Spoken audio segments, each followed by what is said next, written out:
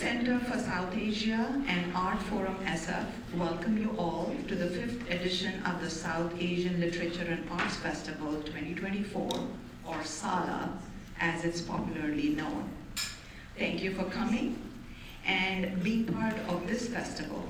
Before we begin, a big thank you to all our sponsors who have enabled us to bring this quality of festival to our Bay Area community, especially Travelopod and Azobi. Today's panel is Humor, Heritage, and Home. The keynote speaker are Priyanka Mattoo, Rabia Chaudry, in conversation with Sri Ramesh. Sri Ramesh is the co-founder of Brown Girl Bookshelf, BGB, a platform to share books and digital media by South Asian creators. BGB is a growing community of over 28,000 across social media and a monthly newsletter. Shri's favorite genres are historical fiction and memoirs. She also enjoys hiking, cooking, and working to improve women's health. Just a few house rules before we begin our program. Please keep your cell phones on silent and no video recording. There will be a 15 minutes Q&A after the discussion, and books by the author will be available for sale and signing outside in the atrium or the front lawn. And with that, let's welcome our panelists with a big round of applause.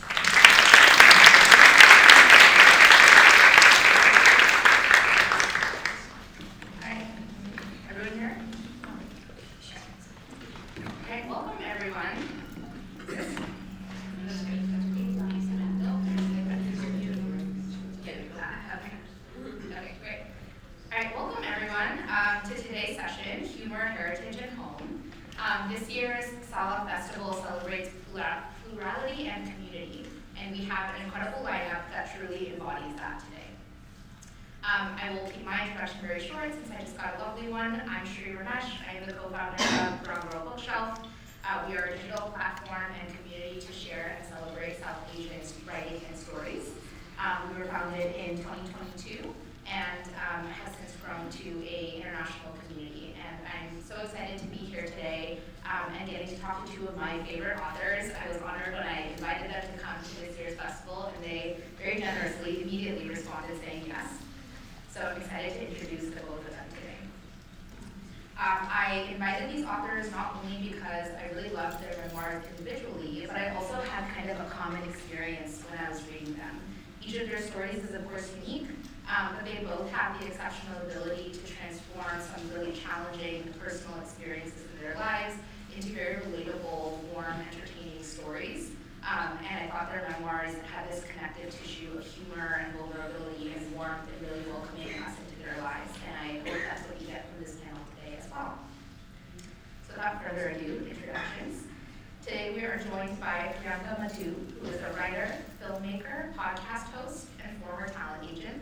She's the co-founder of Irios and contributes to the New York Times and the New Yorker, and is a McDowell Fellowship recipient.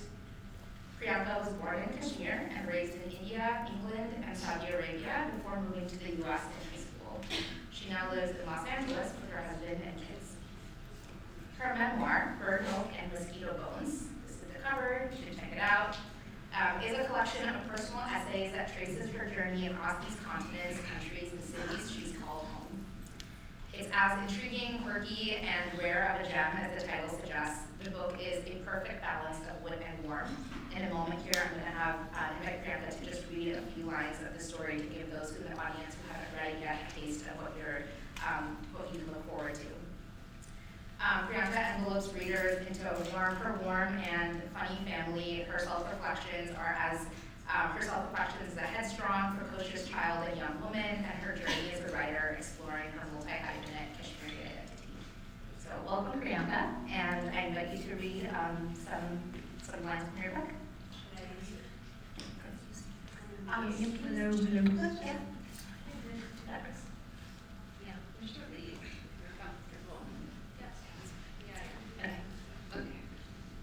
Everyone. I'm going to read you a section from a chapter about my brother. It's called Sibling Revelry. In the photos of my baby brother's homecoming, first I lurk in the background, 5.5 years old and seething with rage. This isn't because of the competition, it's because I'm irate that my parents promised me a baby, and now they won't give him to me. I then reach for him again and again. Finally, they sit behind me, encircling my body, supporting his neck. It dawns on me in this array of photos that I'll have to share him. By the time Puneet was born, I was a fully formed, fully bored person who wanted a baby in the house. But my campaign for a younger sibling had begun when I was around 3, when my nursery school peers in England started bringing by baby sisters and brothers. I was otherwise occupied by my books and my blossoming friendships with my teachers, but a baby seemed like the best sort of companion, a pet, an acolyte, and an outlet for my desire to be in charge, all in one.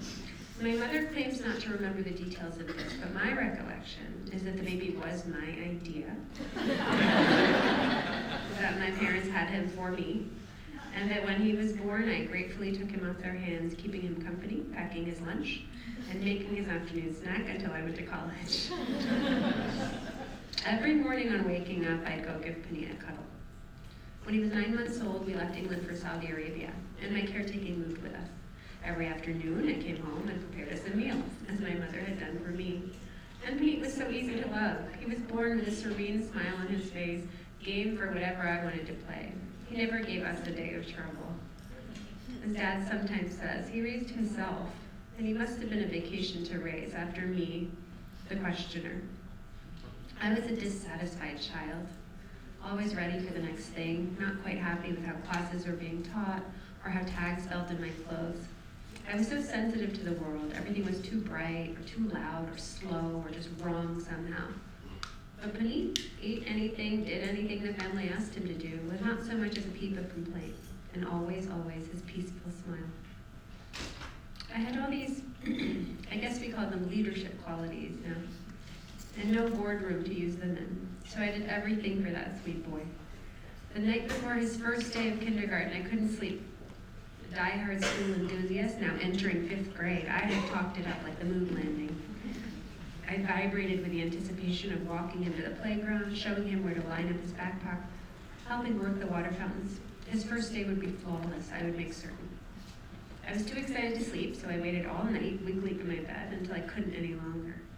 I tiptoed into his room and shook the little guy awake. "Wakey, wake," I whispered. He groaned, stumbled to the bathroom, and swayed, eyes closed, as I brushed his teeth and scrubbed his face, combed his hair, and then my own.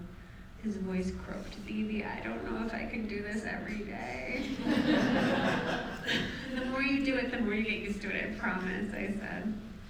I got him back into his bedroom, into the clothes I had picked out, and put on his backpack, after which he crawled back into bed fully dressed. I heard my mother at his door and turned around beaming. I was ready, as usual, for her to commend what a good Didi I had been. But wait, she was bleary-eyed in her nightgown. "It's 4 a.m, she said. Everyone back to bed. Other than that blip, my parents marveled at my caretaking. In hindsight, even cultivated it, and I guzzled up their praise like a mouse in a puddle of syrup. I had taken over so much of Puneet's daily schedule that my role echoed a small parent's. In making sure he felt happy and taken care of, I was happy. We polished up that morning routine eventually, and created new ones after school. I made him ramen or toaster pizza after we got home. I packed his lunches, and I remember a day in middle school when I panicked, realizing I had given him my turkey sandwich, and I had his peanut butter one. I raced across to the elementary school to switch out the lunches and made it there before he could be disappointed. For my dedicated service, he repaid me in adoration. "I can always tell when Mom makes the lunch," he whispered to me once. "It doesn't taste as good." For this, I would have made his lunch for the rest of his life.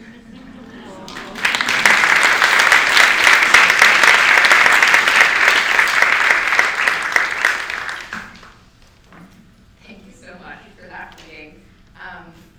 Our next panelist to introduce today, Rabia Chaudry, is an attorney, New York Times bestselling author of Adnan's Story and Fatty Fatty Blue Boom Boom, and the executive producer of HBO's The Case Against Adnan.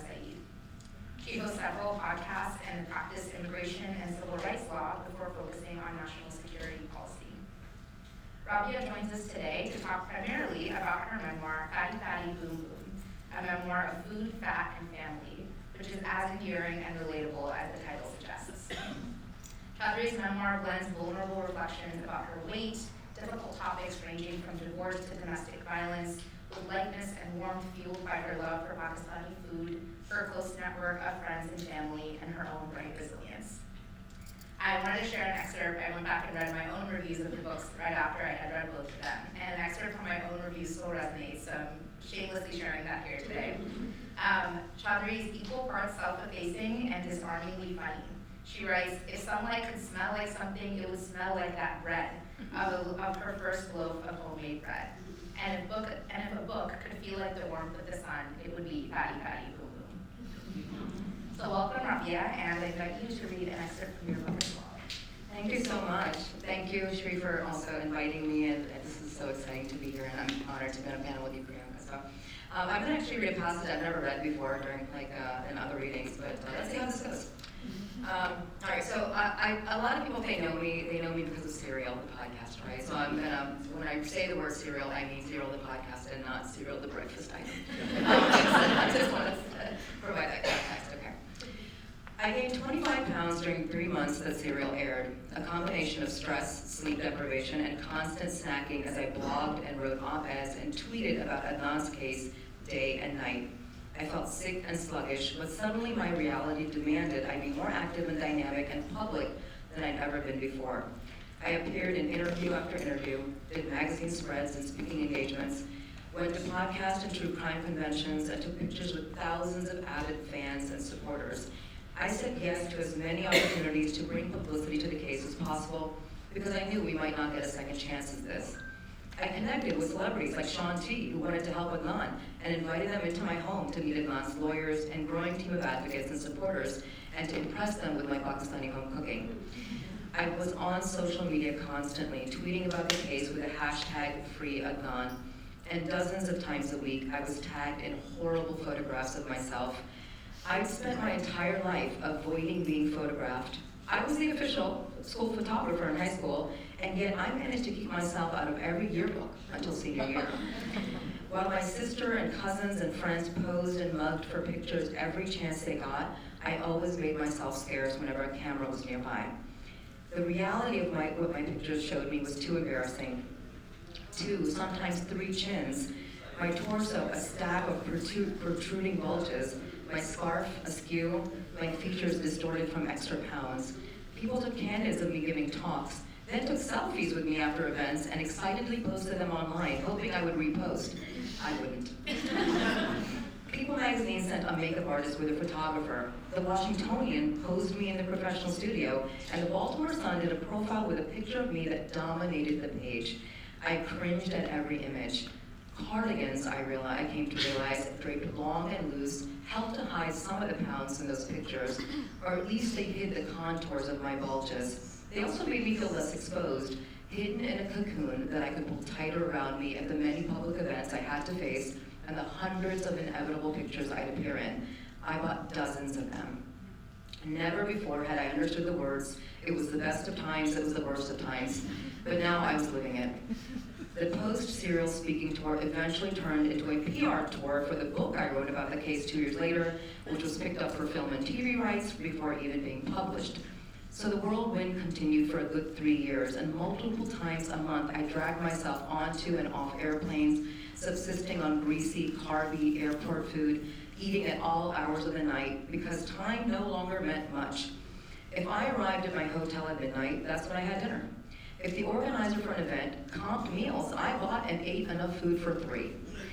My travel bag always had potato chips and M&Ms stuffed in the outer pockets, just in case I got hungry late at night in the middle of nowhere, and I drank Coca-Cola like it was going out of production. There was a small, irrational voice in my head, or maybe it was in my stomach, that convinced me that whatever I ate while traveling didn't count.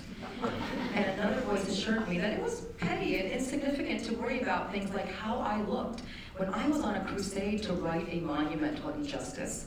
If the quest to free Adnan meant growing out of my size 18 jeans, it was a small price to pay for the cause. Then came the day that I sank into an airplane seat. I swore they were shrinking, and pulled on the seatbelt to latch it. It wouldn't reach across my lap. I looked down, straining to see past my tummy, and saw that the belt was extended as far as it could go. This was impossible, I thought. I absolutely could not have outgrown an airplane seatbelt. I could not be one of those passengers who needed an extender just to be secured.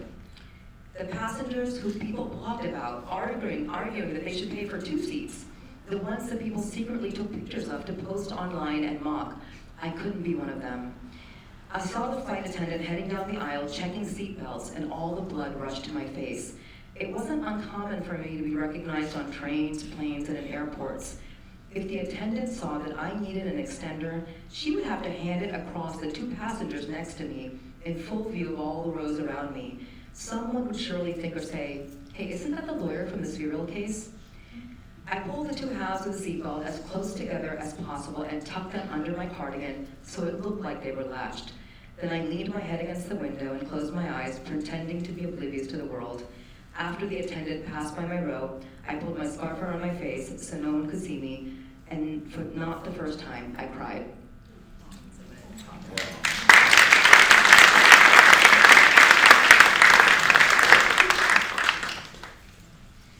Thank you both so much for reading that.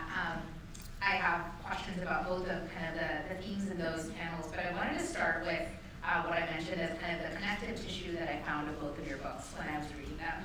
And that's generally around culture and family.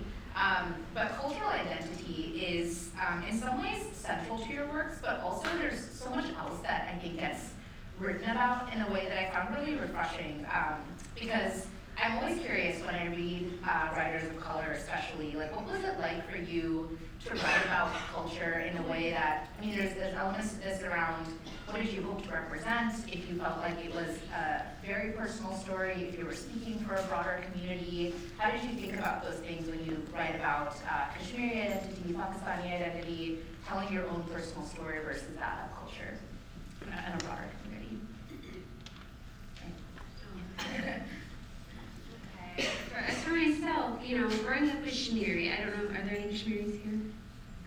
See, that's how it works. There's never one Kashmiri in the room if there's 2 are related. But it's true. If you know 2, wait, ask a question. Growing up Kashmiri, I was used to a certain response, which is to tell people you're Kashmiri, especially other Indians or anyone who knows about Kashmiri, tell people I'm Kashmiri, and their faces just filled with sadness. Like, oh, you poor things, you've been through so much. And while I can agree that we've been through so much as a people, we have a long history of conflict, I think it became really important to me to present a story outside of the headlines. I think we're talked about a lot in terms of what has happened to us, and I agree that, a lot has happened to us, and I have some things to say about that, but I also know who we are, and I love our culture. I love how fiercely loyal and loving and funny my people can be. And I think I just got tired of reading all the headlines and said, let me portray. I really got to the point where I was like, I wish I could read something else about a Kashmiri girl, about a Kashmiri family, and then no one else would write it, so I wrote it. That's what I did. So that's where this book came. And it really is about my family bonds and about the culture in a way that isn't just steeped in a sort of like pitiable sort of sadness. And that's really it. I wrote the book I wanted to write. Okay, well, for me, when I was trying to figure out what my memoir would look like, because any of us can write a memoir that can be, we write 5 different memoirs, each one of us about our lives, but I had already done so much public-facing work around my work, whether it was civil rights work, national security work, criminal justice work, and I was in law school when 9/11 happened, so I ended up being one of those people who was forced to become kind of a professional Muslim, like show up in schools and churches and on media to talk about terrorism and hummus and Hamas and all these things. Really, and I spent years doing that, and I'm like, I am so sick of talking about terrorism, you know what I mean? And on top of which, we're working in the national security space because I was trying to figure out how to unpack so much of what was happening to our community here and across the world, I realized that the story of Pakistan and the question of terrorism and stuff like that was so lost because 50,000 Pakistanis have died at the hands of terrorists. If there are armies across the world fighting terrorism, they're mostly Muslim armies, right, including the Pakistani army themselves. So Pakistanis get grouped with terrorists versus being victims of terrorism, which is actually the reality. And so when my agent said, do a memoir, I said, you know what, I'm just tired of talking about all this stuff. I'm tired of talking, I want to talk about the story that nobody knows about me, which is one of, my entire life struggling with weight and how that's shaped my personal choices and what that's done to my confidence and what a challenge it's been doing public-facing work when you hate yourself and how you look. But at the same time, Pakistani food is so important to me. I'm a Punjabi man. We don't even drink. It's all food. That's the only joy I have. It's the only joy we have. So I said, I cannot write a book about all, weight and my weight journey. It's not, I don't want to say it's a weight loss book. It's a weight journey book without talking about my love of food and Pakistani and Punjabi food. So in a way, I wanted to write a love letter to Pakistan as well. And I just wanted to be a complete departure from the kind of topics that I was forced to talk about for many years. And I was mentioning to Priyanka before, it's so gratifying because during my book tour, and it took me all across the Midwest and stuff, and most of the people who would come to hear me speak were 40 plus age white women. And they're like, oh my God, this is our story. And I'm like, it's not, but okay. But I love it because it resonates, because on some level we all understand body image and how your families treat you and all these things. But so that's where this story came from. I love that. Well, I was gonna ask actually what the response has been like from as you've been touring for your books as well. Do you find it sounds like maybe it's resonated quite strongly outside of the community, but do you find I don't know how many of these sorts of conversations you've had with a predominantly South Asian audience. Is that commentary you've received, and I guess has your perspective shifted since the books have come out about that topic as well? The thing about writing a memoir that I didn't think through is that people read the memoir and then they want to hug you in public. And I was like, oh right, you have read all about my life. I've handed you my life on a plate, and now we're in public, and now you want to touch me. Okay, I'll submit myself to the cause. I can't say that I have had a lot of South Asians, a lot of Kashmiris come to events. And it's a lot of younger South Asians, especially, who would love to write about their families, who would love to commemorate their families in the same way, and are just starting the journey, starting the journey of having conversations with their parents, writing things down, keeping a family memory book, all these. Because this is, what I wanted this to be really was an artifact of my family, to say, look, we existed as a Kashmiri family, this is who we were. So it's been, I thought it was going to be really hard to interact with people one-on-one after I wrote the memoir. I thought this was going to be the hard part. This is not the hard part. This is great because now we can have a conversation, and I have so many questions to ask everyone here, I'm curious about people. I didn't wake up going, oh my God, I want to write a book about myself. I didn't want to write a book about myself. I wanted to write a book for Kashmiris, and this is the book it ended up being. But the way that, the hard part was writing it. The hard part was excavating all of it and putting it out there. But now the job is I put my feelings into a book. People read the book, they pick up those feelings, and they go, I didn't know anyone else felt this way, and that is the most rewarding, satisfying part of the whole thing. I think it's the whole point of art, it's the whole point of connection, and it's been just unbelievable to connect with people in that way. Yeah, I think the response that I've gotten from South Asian readers, especially young South Asian women, which is distinct from the response I've gotten from the average normative white, book club reader, is that they're kind of like, I can't believe you wrote about domestic violence. I can't believe you wrote about I can't believe you wrote about your grandmother stealing Chinese food, Nani Amma stealing Chinese food in Lahore. I can't believe you wrote about, they're like, how did you, aren't you, because we grow up with such a strong sense of keeping all these shameful things hidden. They were just a lot of, not to surprise, but a lot of relief too. Thank you for writing about divorce. Thank you for being honest and saying, hey, I got gastric sleeve surgery. Which, by the way, when I was going to write the book, everybody close to me said, don't tell anybody you did that. It's embarrassing. I'm like, but it's a lie. I'm writing a book about weight. And so that was the most interesting response to me, was like this sense of like, oh my God, how did you get it? Like, isn't your family angry at you? And my family doesn't read, so nobody's angry at me. Yeah, and that was, I realized like that is such like our culture, whether on both sides of the border, like we just value so much keeping things in the dark. I don't care if it's addiction, abuse, domestic violence, all these things. And I'm so glad to see a generation of writers that are finally talking about these things and making them easy for young people to understand and, you know, and work through, because all of our communities experience these issues. Yeah, and I want to talk a little actually about, in preparing for this panel, we were chatting about some of the themes to talk about, and it brought up so many specific topics that I really want to take some time to get into. So, Rabia, the topic that you just spoke about around body image, I think one of the things we discussed was, in your book, you write really extensively and kind of artfully about, not just about Pakistani cuisine, but also then in contrast with like the food narrative and the food like in America, and like what your family encounters coming here, like everything from like chewing on sticks of butter as like a teething, and kind of the fast food culture. And so I'm really curious, like, to hear more of your thoughts around that exploration of like what it means, whether that's as an immigrant or just even to you, that this is a book really about weight and your weight journey, to talk more about kind of your observations there and what it means. Yeah, you know, I was connecting these dots really as I wrote this book. I've never journaled in my life. This was kind of a journaling for me and a discovery of how my whole family came from Pakistan, relatively healthy, and everybody became obese and sick. And I remember distinctly my parents saying, I was like 8 months old when we came from Pakistan, but I remember distinctly my parents saying from the beginning that, you know, everything in America is hygienic.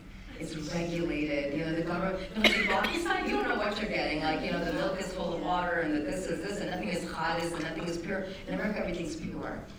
So whether it was the chicken bologna or the white bread, they're like, everything is good for you. Like, that was the narrative. And for decades, my family rejected things like ghee and like things that you know, they grew up with and were healthy with and were fine with. And we resorted to relying on American processed foods that we thought were better for us, because my parents trusted the government. And it's interesting, you know, it took me decades to get back to, I need to go back to eating what my ancestors ate. And, you know, that was actually better for me. And when I was writing the book, my editor, who was a middle-aged white lady, I insisted on including some recipes in the book. I cook a lot, and she said, you know, Rabia, I'm really uncomfortable with this whole, like, I'm struggling with this weight, but also it's a great recipe for like kokore. She's like, you know, and I said, that's because this is internalized racism where we think our food is not good enough. I said, there's nothing wrong with a couple of kokore. There's nothing wrong. I said, what you think is not good for you is actually wrong. I said, this stuff is good for us, but you just eat in moderate, you know what I mean? So, like, I feel like we're still kind of, in our communities, we have to kind of go back and embrace, like, I think a lot of like our roots and what we believe is good for us versus like what we've been taught. And for my parents, definitely there was a lot of internalized racism about like, we don't know what's good for us versus like the American government knows what's good for us.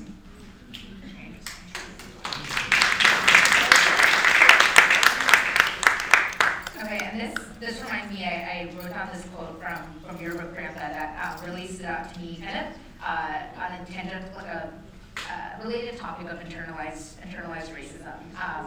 And you write this very refreshingly honest perspective, right? Brown pain, I learned as a small child in Western libraries, was interesting. Brown joy, brown Inuits, spunky brown world detectives, nowhere to be found. So even though I worshipped books, I thought writing them was for other people. And you know, we talked a little bit about, you mentioned earlier that people expect you to write about Kashmir in a certain way and you know, look at you and give you these pained looks. But you don't write about that expected narrative of Kashmir. And but then you have like a few essays, like the first essay that really does explore that. The last essay in your book also really explores some of the more serious topics and is really well balanced with a lot of the other just the full life you live that is not just rooted in that pain. And I'm wondering, like, through the writing process, whether that was actually writing about those topics, even organizing your book, how did you navigate some of those tensions? And kind of overcome that also belief of like, you're not supposed to write the book in this way?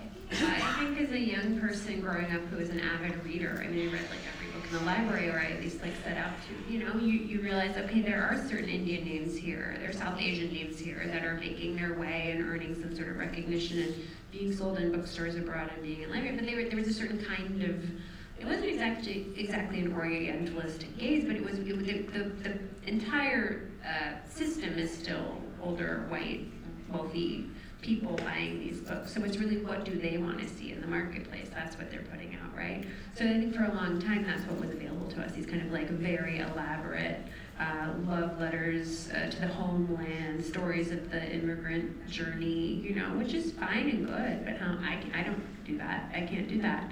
And then in terms of Kashmir, so I was not going to write a multi-layered immigrant novel. That wasn't going to be my path. So I was like, okay, well, I can't do that.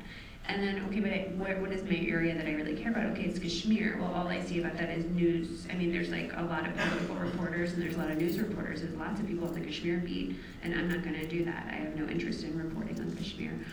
I loved personal essay and I loved memoir my whole life. I've always reached for them just to kind of connect and say, hey, look how amazing that we can have such different lives and kind of feel the same feelings.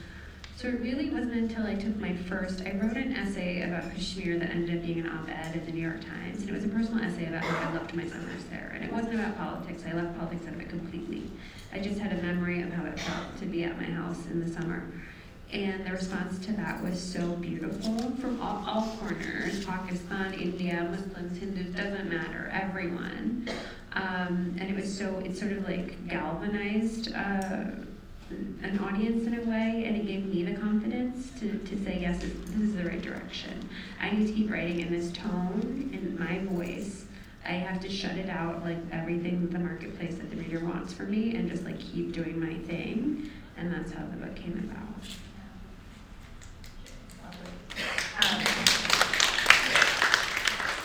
So that actually brings me to when I was thinking about this panel on humor, and I know we talked a little bit about like, do you set out to be, someone actually asked me earlier, like, are they comedians on your panel because of the title? And I was like, I find them to be hilarious. I don't know that if you would call yourself comedians per se, but I am really curious and like would love to hear your thoughts generally on like how humor, whether it has like a deeper meaning as like a vehicle for talking about some of these difficult topics, for vulnerability. And I mean, from just this panel and the conversations I've had with you both, you're both very naturally funny, so I know that probably is a piece of it as well. But how did you think about that when writing? Did it just flow entirely naturally, or did you really try to use that as a tool? You know, I mean, there are some serious subjects obviously addressed in the book. It would be really strange to talk about domestic violence with any sense of humor, but the central theme of the book being, you know, food, fat, and family. When I looked back at all the stories related to these topics, it always made me laugh years later. Even the title Fatty Fatty Boom Boom was a nickname my cousin gave me, and he was like a 300-pound boy who called me Fatty Fatty Boom Boom. And, you know, and so it's like, you know, I just, and I remember before I wrote this, I read a number of weight-centered memoirs, and a lot of them were super painful. And I was like, I don't think of my story in that way. It just doesn't exist in my head like that. And I think the reason for that is because everything my family would say to me, like, nobody's ever gonna marry you and fun stuff like that, it was still never said from a place of maliciousness, to be honest. It was out of desperate love. They wanted to save me from this ugly world that's gonna judge me based on my weight and not everything else I could put into the world. And I knew it was from a place of love. If it wasn't from a place of maliciousness, maybe it would have sounded like a different story. So I wrote it the way I remembered it, you know. I laughed about failing Reagan's physical fitness test, you know, in 5th grade. I mean, so these are things that it wasn't that it was just organic because that's how I remember the stories. Like, they make me laugh today, too. As for me, I can't say humor was a choice. I mean, I think that like the writing of the book is entirely in my voice. So like reading the book, like my husband says, is like hanging out with me for a while. So it's just a transcription of my personality. But I will say that humor has been really an important pillar in the Kashmiri community for a long time, because when you think about our history, thousands and thousands of years of like, you know, being invaded by marauders of all kinds, this is a group of people, my people are people who get sit in a dark room with no heat, no electricity for days at a time, and my parents did during Hartals, they did during the air wars, and keep each other entertained. And so I have a chapter in there about the Kashmiri language, which is also very funny, because there's no easy, straight way to say anything in Kashmiri. You don't say, hey, Beta, will you study? You say, should we set your books on fire?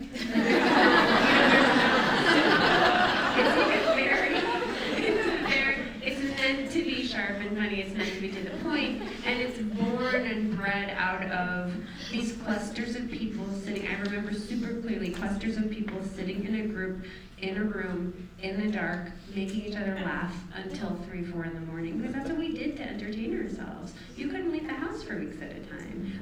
A, because of Hartal, B, because of the wars, C, because it's really cold. It's very cold outside, So it is sitting and storytelling and amusing each other, plus through all the pain. It's our main coping mechanism. We also don't drink. Because Kashmir is a Muslim majority state and always has been, there's not a big drinking culture there. So the coping mechanisms, the things we lean on are each other and our sense of humor. So I think that's where it came from. I worked in comedy for 20 years and I represented comedians. I write comedy scripts. My husband's a comedy producer. It's in the blood. Yeah. I remember one of the phrase that I'm still trying to find usage for in real life, from Kashmir that you write about is, I hate it with both of my eyes. And I'm what an excellent phrase. I need to have more instances where I can use it. I don't like it, I hate it with both of my eyes. It's so simple. It's I can walk in wearing an outfit my mom doesn't like, and she's like, don't have chinchikara. You hate it with both your eyes. And there's no dial, turn it down. No, there isn't. But very extreme. Everything's very extreme. Every response is, yeah. And Rabia, with your book, I think I really resonated with and it was really refreshing because so many books on weight and fat and all these things, you have Roxanne Gay's work and things too they're very, you get into the seriousness, and sure, there's of course so many layers that women, young women I experienced growing up, but then also there's sort of at some point you gotta stop taking it so seriously, and I rarely saw, and I felt similarly about my own family and experiences I had growing up of family members who would comment on this, but you kind of know either you don't know better, and so they're a little bit laughable in some ways, and I really appreciate that you have that gentle ribbing with how you talk about your own family in there. And also I think frees women and young women especially, speaking for myself, from the heaviness that has to come around body image and weight. It is an important topic, but it can also be balanced with I just love food. The thing is, look, a lot of people, not a lot of people, people who struggle with weight and body image, it comes from different reasons, right? Mine didn't, for Roxanne, it came from a lot of childhood trauma. That's where her weight issues began. Mine came from excessive Punjabi feeding. It was you need to lose 10 pounds, we will pay you $1 a pound, but also you better eat everything that's on your plate. And so it was it was really my parents loved me through food. And I learned the alphabet, A's for Arby, B's for Big Boy. And so they loved me through food. At the same time, they're you gotta drop 20 pounds. And so I think that's the difference, because if it had come from a place of a lot of trauma, it came from a place really of too much love, a lot of the weight. But it turned into trauma when the world was cruel to me, later. Yeah, and that is such a, the family, the way that you both write about family really resonates for me. There are so many people and stories that are, very valid, that have very difficult relationships with their families. What I found, again, very refreshing and lovely about your books is it really is a way to honor them.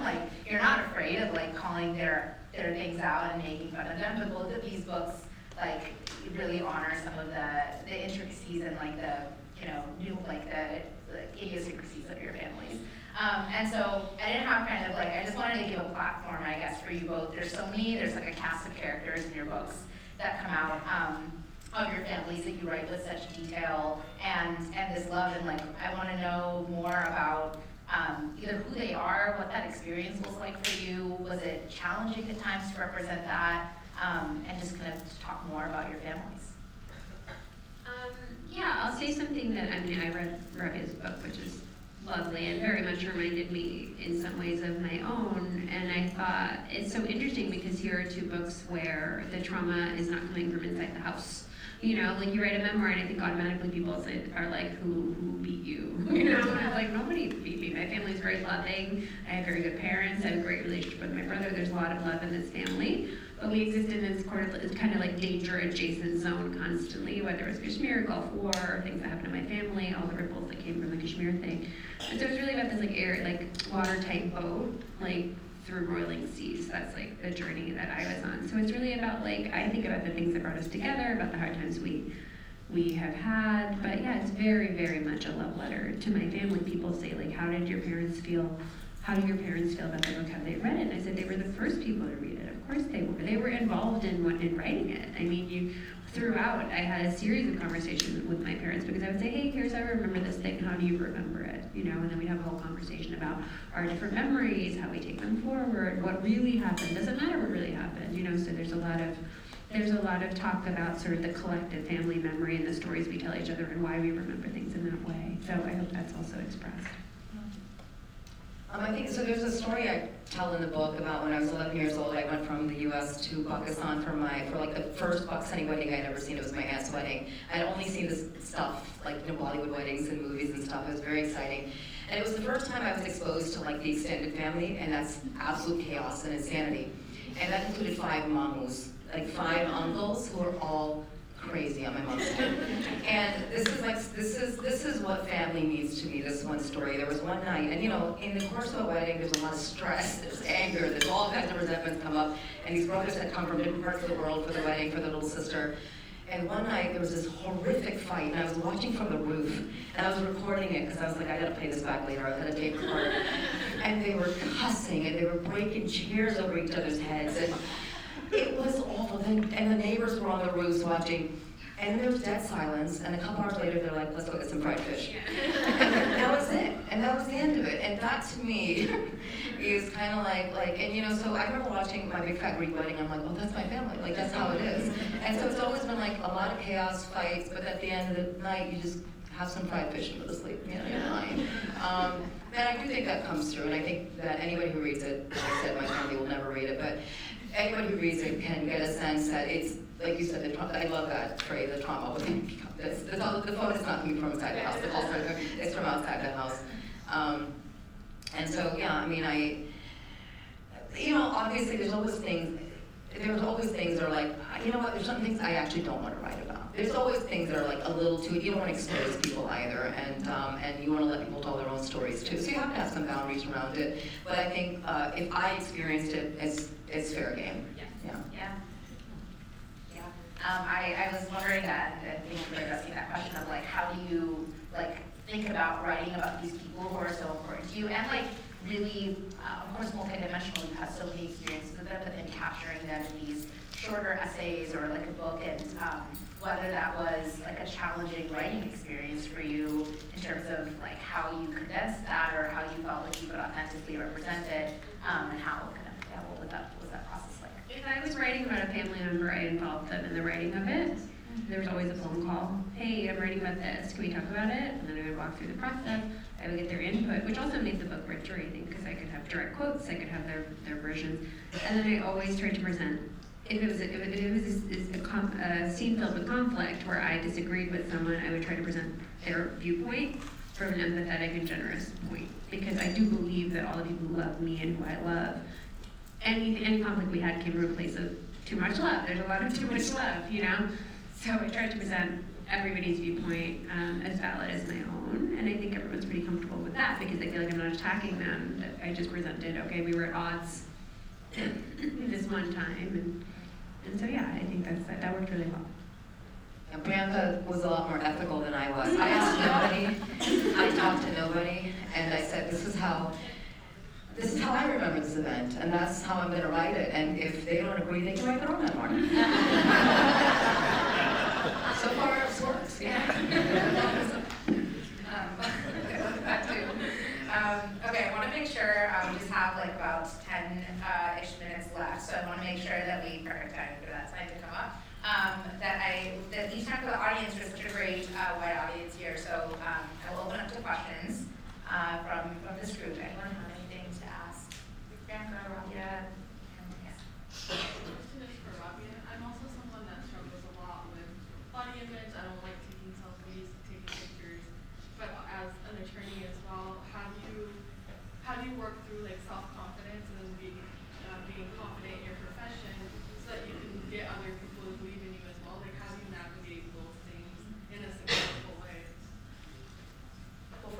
gorgeous. It's on? Okay. Well, the question, should I repeat the question for folks? And was asked that how do you, as somebody, like how do you build your confidence, like in your professional space, right, also your personal space, so that people, you can kind of take people along with you. Look, age is a lot of it. Once you hit 45, you're like, I don't care what anybody has to say. You get to a point in your life, you're like, I know what I'm doing. And I have a proven track record. And I don't care if you don't like how I look. I know I'm good at what I do. And so a lot of it also, you know, I speak to a lot of young audiences and I say, I love that you're all very active on social media and you're doing social justice work. I'm like, but you should also get substantive experience and expertise in an area, right? Like, know an issue, work an issue, spend a decade doing it, and then you're going to be a great advocate for it because you'll know inside and out. So when you work on long enough on something and you are confident in your work, but a lot of it is, it just really does come with age, I think, and I think that's true for men and women. Well, maybe that's not true. Certainly. And the other thing is, like, you know, it took me a long time to realize, and I wasn't able to write this book until I realized that a lot of my struggles, or most of my struggles, were not my fault. I had been lied to by Jane Fonda and the diet industry and 15 more people and all these other things. I had been lied to for my entire life, and most of us are, about what is making us unhealthy, that we have metabolic disease and we think it's just a lack of willpower. It took a long time for me to be like, oh, I should pick up some weights and eat real food and not starve myself. I need to eat more, not less, which is what I was doing for years. And it wasn't until I figured that out that I finally had, I was able to like write the book and just tell the truth, right, about like everything I've gone through, because it removed a lot of the shame. Because otherwise the narrative was like, you just don't have willpower. You're just lazy. Even though the hardest working people I know in terms of like trying to help themselves and change themselves are people with weight issues. Like others in the heart and like, but your willpower gives out. And so, yeah, I think with a certain level of maturity, and either people are gonna believe you or not believe you, but at least you become, you know your story, and that's all that really matters after a certain point. Hope that answered the question. Can I address both of you? First of all, I must appreciate, and I must at least say I'm so fortunate to be here to listen to two people who have such a great sense of humor and have been through a lot in life, I guess. I just want to know, keep my question short,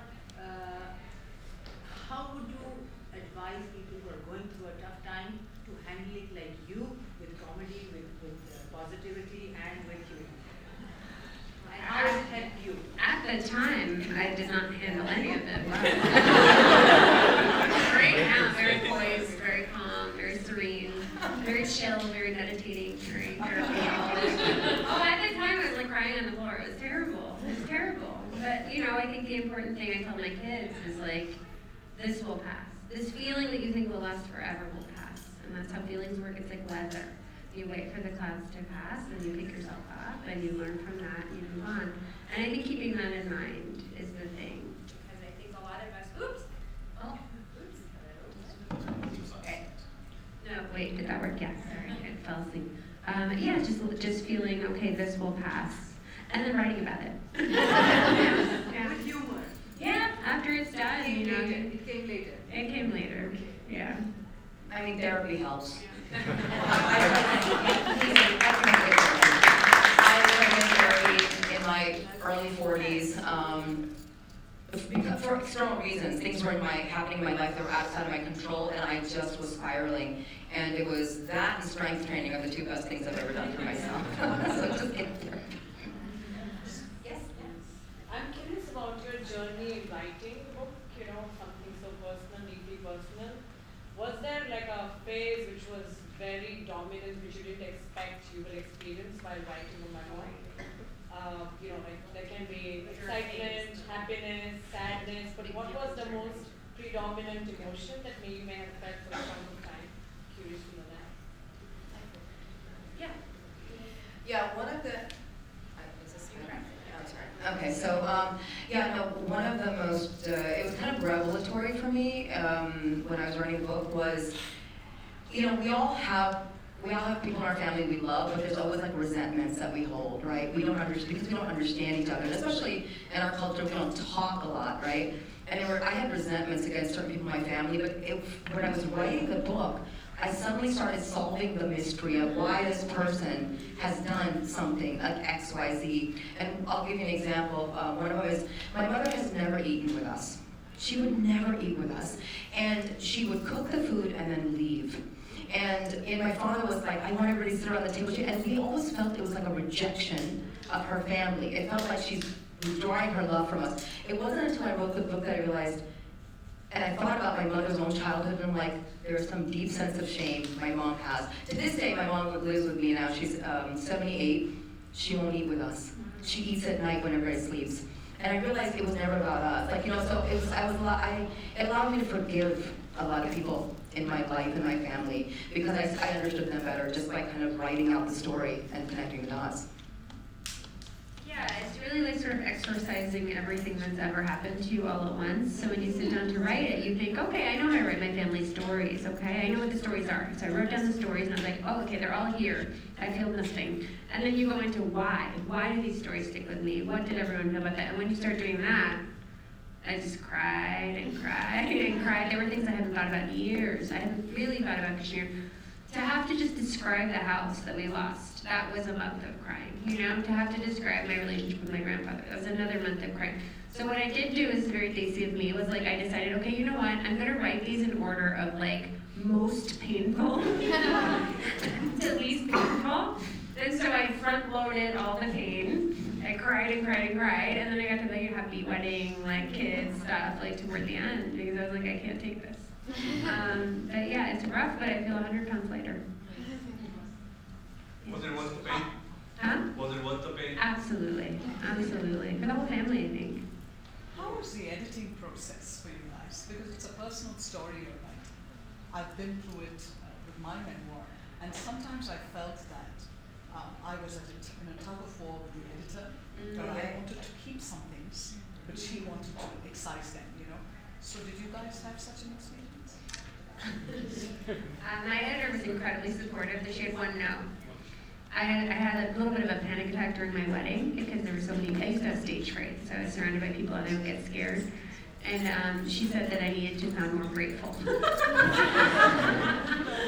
was true. I was like, this horrible. She was like, it sounds really fun. I was like, yeah, it was really fun. She's like, put that in there so people don't think you're insane. But other than that, I was really lucky to have a suit. She didn't touch it. I think it's died. Oh, no, it's back.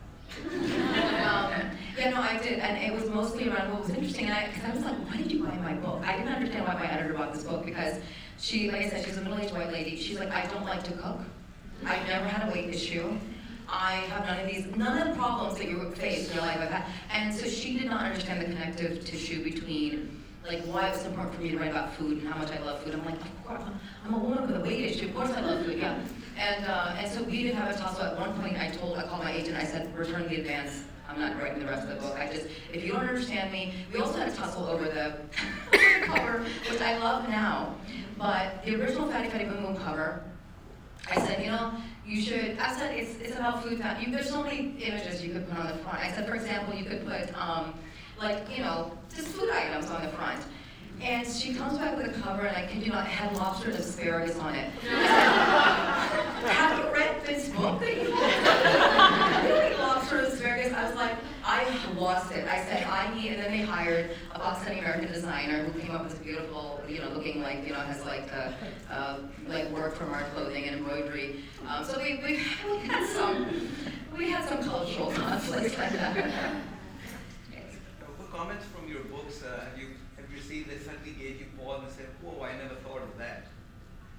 What comments about your books have kind of made you do a double take? I had a whole career before I started writing, and I still am in it. I worked in entertainment for 20 years. I moved to LA to work in an agency. I represented actors and writers. I produced, so I'm very much in the entertainment business. I'm in the comedy business. And it wasn't until recently that someone said, so were you running away from being Kashmiri? And I said, yeah. I mean, I was always. But I think a part of me needed to go somewhere where no one would ever talk about it. Because I grew up in this tea of like conflict of people constantly talking. The only thing anyone ever wanted to talk about was how we had been treated and what we had lost, and I said, let me think about anything else. It wasn't until that I realized, yeah, I did have to take a break from it to then come back to it. Yeah, did you have a question? Oh yeah, so when writing you guys' books, how did you guys like find your voice and kept it authentic? And how did you style with it without worrying about like what's deemed like the correct way to write a book? The rest of it. So the question I think was, how did you find your authentic voice when writing your book? So my first book, Adnan's story, was written the way a lawyer would write a book, an investigator would write a book. It's a much more literary book. And this was the book I said I wanted to write like I sound when I'm having a conversation. But one thing that was really important to me was, I love, you gravitate towards your people. So I would read a lot of South Asian writers. And I was like, why is every character in this book like a magical brown person with all these philosophical? I wanted to write about our people like real people who, spit on the street and, scratch their crotch and then serve you jive. This is like how we're not magical people. We're just everyday people. And that was my real experience, and that's how I wanted to write. And I wanted to just be like, same thing. You read my book, it's like you're having a conversation with me. So it was just about it being like, if I'm reading this out loud, is this what I sound like? Yeah. It was an easier way to write than the first book. Any final guess? One more question. This is a hypothetical question. We both have been through a lot of struggles, pain, suffering, if you will, and which resulted in the lovely memoirs that you eventually wrote about. And looking back, would you have wished your life journey to be otherwise? The question was if you, after writing this memoir, you wish your life journey to be different in any way. No. No, because it would take away. I can't imagine being who I am today without all the things that happened. So no, there were some hard things. Yeah, no, the answer is no for me. Look, in my first marriage, I experienced domestic violence, but I went on to represent a lot of immigrant women who were victims of domestic violence. And like so much that I've experienced has connected directly to my work. And I couldn't have done it unless I understood from being on the inside what it's like. And the hardest things, I'm currently going through my second divorce after 18 years of marriage. And I think back and I'm like, would I have done this again? But I look at my 3 beautiful children, and of course I would do it 100 times over again. So no, I wouldn't have changed a thing. Thank you. Thank you.